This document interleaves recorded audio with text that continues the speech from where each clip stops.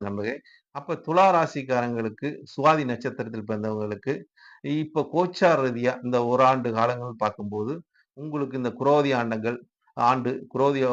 குரோதியோட வருடம் உங்களுக்கு சிறப்பான ஒரு வருடமாக இருக்கும்.